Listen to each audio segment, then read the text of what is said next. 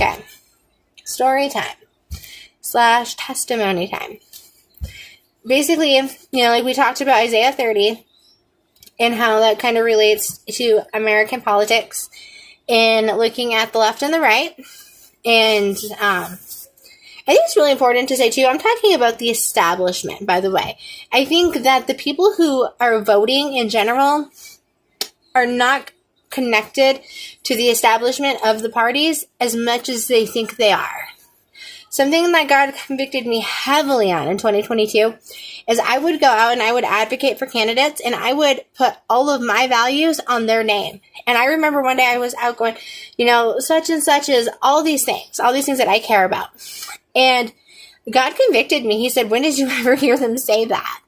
And that was kind of, part of why he was pulling me out. Like, I was being irresponsible. I was taking all of my values and all of my beliefs and everything about me and just saying like, well, this person I think agrees with me. They say they're a Republican, and what I found out is that's not true.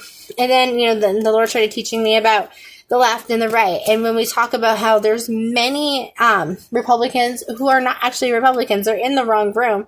The problem is the left has become so radical that the average Democrat can't gain any power over there.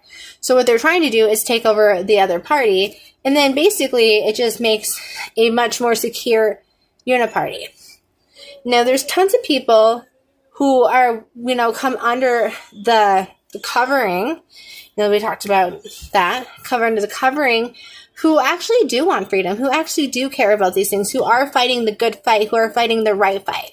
And unfortunately, somehow it just goes backwards. Like, I was just talking to my friend. I'm like, how is it like, we have this side of the party where we truly, truly believe in freedom.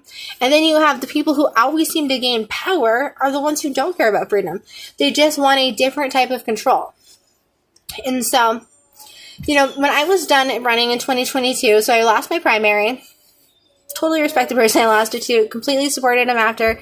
No hard feelings. Nothing weird. I didn't leave because I was bitter or none of that. Like, I was fine. Totally fine. Then I left on good terms. In fact, there wasn't a bigger issue until actually a few months later in the following year, where there was a bigger fallout that, the Lord has brought clarity and restoration to that. Thank God, because that was a hard time. And things just happened, and God was bringing me through a process, and that just kind of required that. All right, so another part.